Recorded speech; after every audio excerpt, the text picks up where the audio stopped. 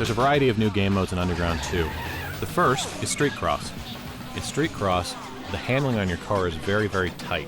So when you combine the tight physics of the car, a very narrow experience in terms of road width, and then the fact that there's 4 players driving on such a short track, you get a lot of banging and a very aggressive race experience. It's quite a bit different than anything we've experienced before, and we think it's one of the most exciting modes in the game this year. Another new mode this year is downhill drifting, and what it is, it's really a nod to the origins of drift racing in Japan. What we've done this year is allowed the player to go up into the Jackson Heights section of the world and then compete in drift races in essentially an organic environment. So not only do they race downhill exclusively and around mountainside corners, but they also have to make sure that they don't run into traffic that's on the roads as well. So it really creates a different strategic experience for the player. When you get into downhill drifting, you're really going to have to pay attention to what's going on around you, because you might start a drift and you might be sliding your car out to the outside of the road, and suddenly a traffic car will be coming up around the corner and you'll have to bail before you hit them. So it really creates a different gameplay experience than what we had last year. Underground Racing League, or URL, is also a new addition to the game this year. And what that is it's our opportunity to actually take the racing off the streets and back onto the track. In order to get a test of who the best driver is, they need to break into these different GT tracks that are available in the city and race in a more contained environment. So it actually allows the player to test their skills in a pure racing environment as opposed to on the streets, where they have to have the added skill of being able to avoid cross-traffic and traffic that they might contend with in a normal race. Outrun mode is another new addition to the game this year, and what makes this really special is it's the only organic race inside of the entire experience. Outrun races are unique in the fact that they happen instantly inside the game world. What I mean by that is, in every other race environment, you actually find a race, you stop, you engage the race, decide whether or not you want to do it, and then we load the opponents in, and you start the race, we set up the track.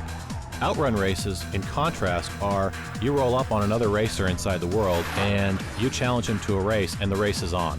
It's basically follow the leader. The AI racer will initially be in front at the start of the race, and if he puts 300 meters or around 1,000 feet between you and him, he wins the race. Conversely, you have to follow him closely enough to determine when it is the right time to pass, and then you have to put 300 meters between you and he.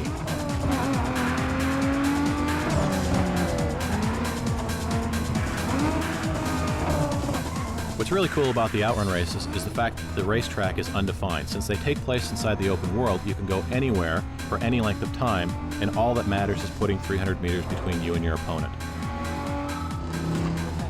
The last mode I'd like to talk about today is Showcase mode. Showcase races are a really cool experience because they give the player the opportunity to really show off all of the upgrades that they've done to their car. So the players put hydraulics on their car, or neon, or scissor doors, or a full audio upgrade system. That actually pays back inside the game environment. At certain points inside the career mode, the player will be presented with the opportunity to get their car on the cover of a magazine.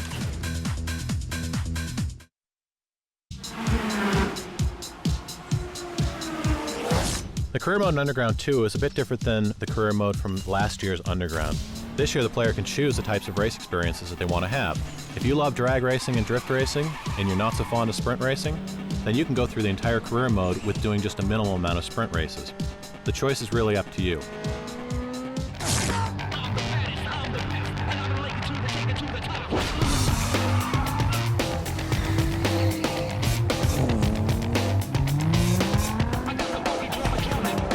The theme of this year's career mode is really about discovery and choice. Because of the open world environment, the player this year has to go and find events and discover things inside the world. So only certain things are given to them at the beginning of the game. It's really up to them to explore and discover what Underground 2 City has to offer. The player who spends a lot of time discovering and finding all the hidden nooks and crannies inside the world will be rewarded. Shops, races, and other special awards will be available to the player who finds them. The career mode in Underground 2 picks up where Underground 1 left off. This year, the player gets to interact with Brooke Burke, who plays Rachel Teller, your guide through the game. This is outrun mode. Basically, just follow the leader. I'm gonna take off and you try to keep up. 300 meters between us, I win. You pass me and do the same, you win. You get it? Good. Over the course of the career mode, the player will also come across the beautiful Kelly Brook, who plays one of the rival racers in the story mode.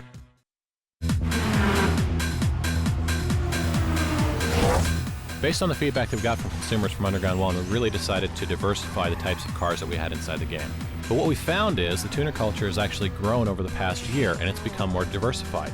tuners are not what we used to think they are. They've come to include things like SUVs and muscle cars. And what I mean by this is that these cars are tuned just as heavily as the classic imports. And now, in Underground 2, you'll be able to do the same thing. In Underground 2, we've included 3 SUVs, 2 muscle cars, and a wider range of tuner cars.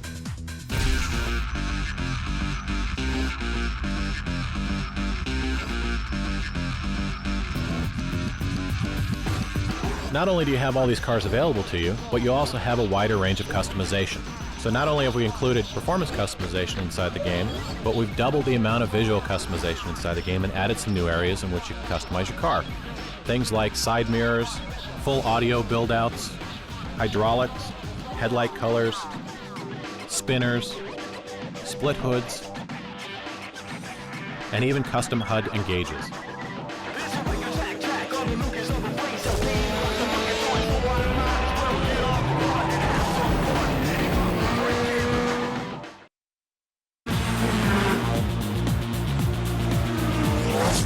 One of the biggest requests we got after finishing Underground 1 was from the hardcore racing community that asked us to allow them to do specific performance upgrades and tuning to their car. When we built Underground 1, we really wanted to make a game that was accessible to everyone, not just car nuts. So we created performance upgrades that were really about kits and packages, very easy for the novice to put on their car and get performance enhancements. For Underground 2, we wanted to take that a step further and give the player the same amount of performance customization that we've given them in terms of visual customization. So what you get in Underground 2 is you get the ability to not only buy individual parts for your car, along with the kits and packages that were in Underground 1, but you also get to performance tune each one individually. So what that means is, I can take my car to a test track, and I can tune my wheel camber, my suspension, my downforce, and over about 30 different aspects of the car. What really makes this neat is the fact that we have real-time tuning in the game. In Underground 2, we offer the player the opportunity to real-time tune their car on a test track. What makes this unique, and it's something that's never been done in a driving game to this point, is that you can be driving on the track, press the pause button, make an adjustment to any one of the performance aspects of your car in real time, press the select button, go back into the game, and the changes that you've made to the car are automatically and instantly applied to your drive. What this allows the player to do is to better fine-tune the performance of their car and their handling. Once they've done this, they can then save out their settings, and those settings will be applied every time they go into that particular type of race. We allow the player to save out settings for every type of racing that we have inside the game.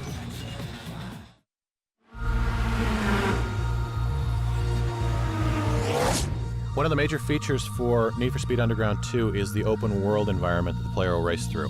The open world environment really plays into the design of the game. In fact, it's integral to the design of the game.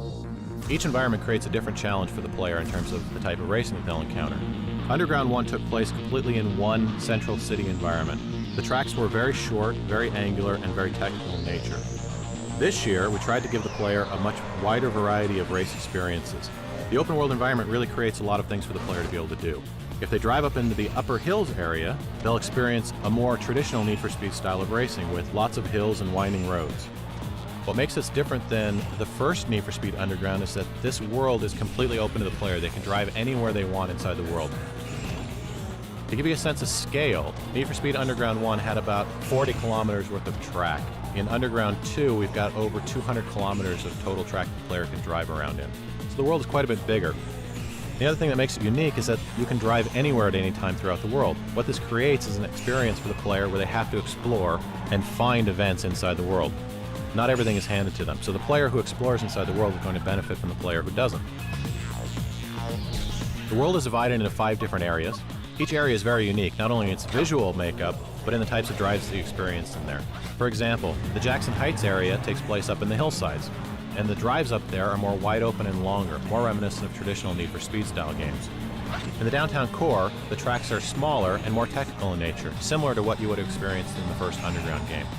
The entire city itself is also ringed by an extensive freeway system, so the player can get from anywhere to anywhere else very quickly and very easily. The Beacon Hill area is more of a combination of the Jackson Heights and the downtown core. The races that the player experiences in there are more of a hybrid, some short and technical, some more wide open, and a combination of the two. Visually, the Beacon Hill area resembles more of Rodeo Drive and the higher-end shopping districts of LA, combining the best of the Jackson Heights hilly, wide-open tracks with the downtown core technical short tracks. And that's really one of the things that we wanted to do to the player this year in Underground 2, is challenge them to have a wider range of driving styles. The Cole Harbor area is more of an industrial setting, with the visuals consisting of shipyards, docks, factories, and warehouses.